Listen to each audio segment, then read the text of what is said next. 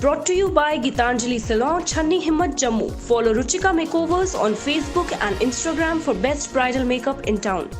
Hello viewers, you're watching Jammu Links News. I am Manat Gupta and welcome to the daily updates of Midday News. Let's begin. With 117 new positive cases, 40 from Jammu province and 77 from Kashmir Valley being reported during the last 24 hours in the Union Territory of J&K, the total COVID tally of J&K has reached 2,718. With the death of 2 more patients, total 33 COVID positive patients have lost their lives in J&K.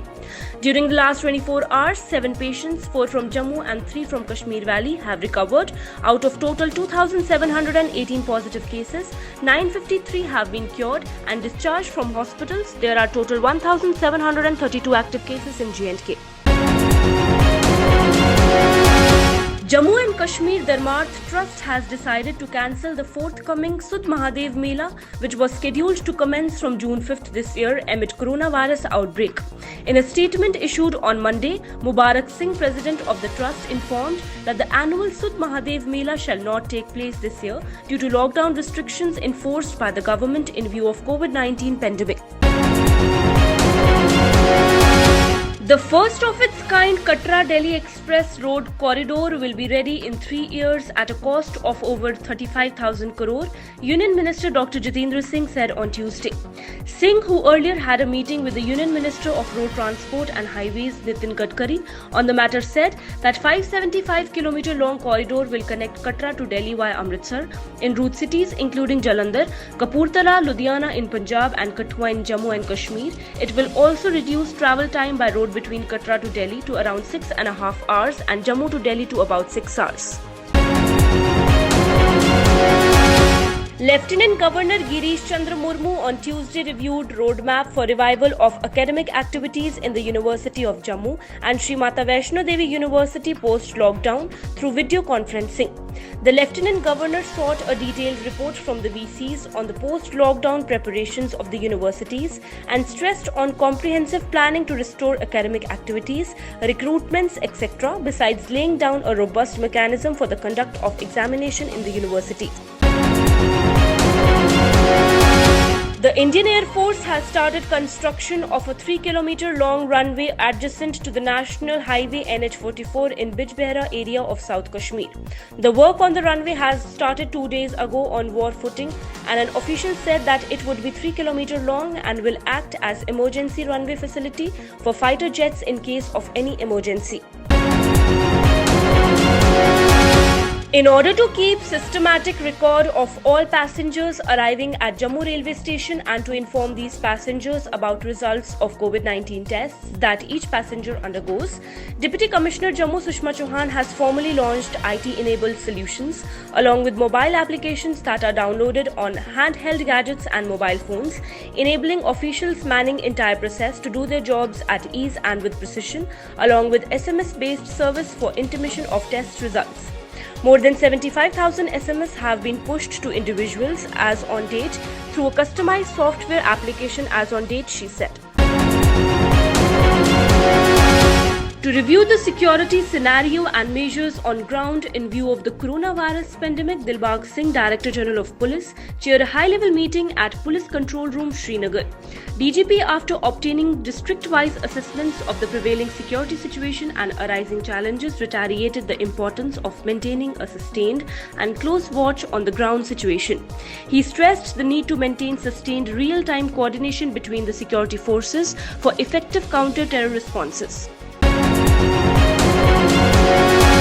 The Anti-Corruption Bureau on Tuesday issued a lockout notice for a former chairman of J&K State Cooperative Bank Limited in connection with his alleged involvement in Rs 223 crore land scam pertaining.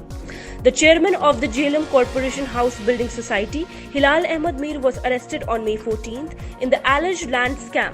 The organization said that any person giving the information shall be suitably rewarded and his or her identity will be kept secret.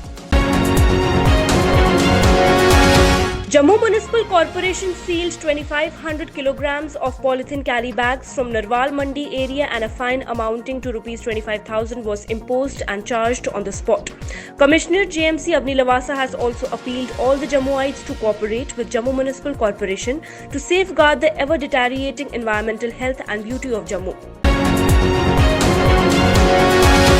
BJP J&K President Ravinder Raina has announced that the party will organize digital rallies in all the districts and blocks in Jammu and Kashmir in connection with the completion of successful 1 year of Modi government. He said that J&K BJP will approach 5 lakh houses with the achievement pamphlets and PM's letter to the citizens. He said that BJP will hold 3 digital rallies, the first on 14th June in Jammu Punch Parliamentary Constituency covering 20 assembly constituencies. Second one on 21st June in Udhampur Doda having 17 assembly constituencies, and third one on 28th June in Kashmir region. Press conference will be conducted on 27 centres in whole of J&K by BJP. The day after one labourer of warehouse reported COVID-19 positive, Traders Federation Warehouse Nehru Market Jammu on Tuesday launched a drive to conduct thermal screening of all labourers, employees and traders working in this wholesale market. The drive was organised under the supervision of Ratan Lal Gupta, President Traders Federation Warehouse Nehru Market. Around 2,000 workers work in this market and thermal screening of labourers was done on the first day. In a major achievement against drug peddlers, a team of police station Kathua, after strenuous efforts, succeeded in arresting a notorious drug peddler, namely Harpal Singh, who was evading arrest since March 5th this year. He was put under surveillance. Technical assistance was also taken to effect his arrest, which showed that he travelled to a lot of places including Punjab and Jammu and did not stay in the Kathua town for almost 3 months. Managing Director Jammu Power Distribution Corporation Limited Yasha Mudgal on Tuesday reviewed the status of revenue realization, progress on centrally sponsored scheme projects and other issues pertaining to corporation at a meeting. The meeting held threadbare discussion on the revenue collections, resumption of work on projects and targets set for completion of languishing projects. The Health Ministry said on Tuesday that Remdesivir has been approved for emergency use to treat COVID-19 patients. The Central Drug Control Standard Organization has given permission for emergency use to treat COVID-19 patients based on the available evidence. Remdesivir has been approved for emergency use to treat COVID-19 patients.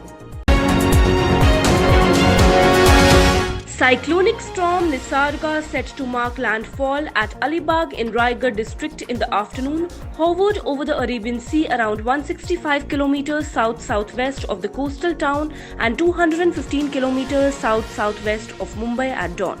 In the wake of impending cyclone Nisarga, the Mumbai police on Wednesday imposed Section 144 in the city from midnight to Thursday afternoon.